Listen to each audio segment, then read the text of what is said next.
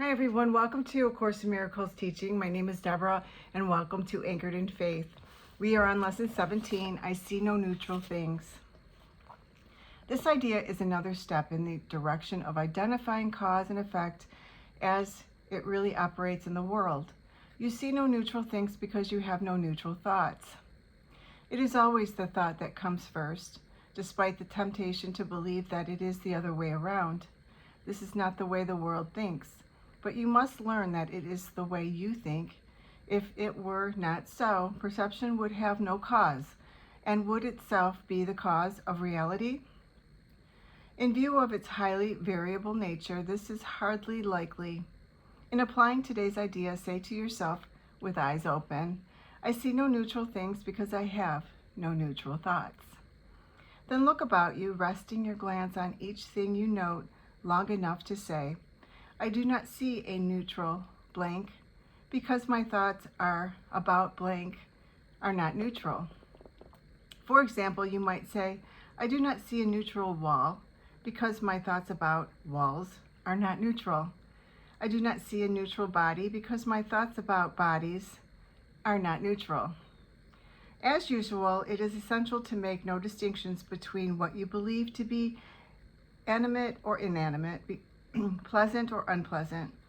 Regardless of what you may believe, you do not see anything that is really alive or really joyous. That is because you are aware as yet of any thought that is really true and therefore really happy. 3 or 4 specific practice periods are recommended and no less than 3 are required for maximum benefit, even if you've experienced resistance. However, if you do, the length of the practice period may be reduced to less than the minute or so that is otherwise recommended. I'm now going to read an excerpt from A Year in Forgiveness. It's channeling from Jesus through Tina Louise Spalding. If you're interested, I'll put the information in the description box below. You are blessed beings indeed. I am that one you know as Jesus. This is one of the great causes of your suffering on this planet. This attachment and overlay of meaning you give to every single little thing. We are heading toward the equanimity of the Master. For those of you controlled by your egos, and that is okay, you are all controlled by your egos in this world until you've done a lot of work. Your egos tell you that if you become calm and balanced, you're not actually human anymore. You do not feel enough. You are indifferent and uncaring.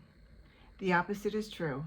The ego, with its volatile emotions and stories about every person and place it sees and its constant value judgments, does not make you human. It makes you dangerous and it causes you suffering. It is important to bring this into your mind because sometimes you might fear becoming like a blank slate.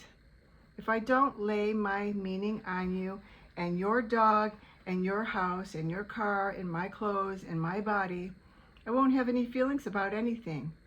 This is not so. In fact, these are merely opinions. You all have a different opinion based on some value system inserted into your consciousness. What happens as you step back from these meaningless judgments that have no basis is that you begin to really feel. You have access to more feelings, not reactivity or volatility, which are emotions and feelings out of control and driven mostly by fear.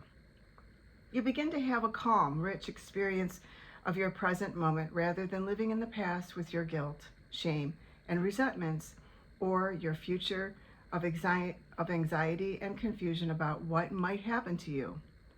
When you come into that place where you eliminate these enormous ideas from your mind, you live in a beautiful, endless present.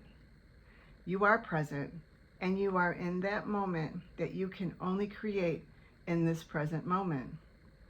When you regurgitate old stories or future terrors, you contaminate the present moment with what was or a fiction about what will be.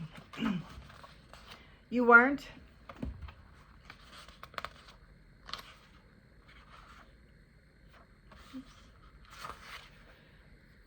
You are not really thinking at all. You aren't really feeling at all. You live in an illusion. So know that this takes you to peace of mind, calmness, and a clarity of perception and understanding about who and what you are and why you are here. This will be delicious indeed. You do not need to fear it. I am that one that you know is Jesus, and we will see you again tomorrow. Thank you so much for being here. Please like, share, subscribe, and comment. I will see you tomorrow for Lesson 18. Have a beautiful day.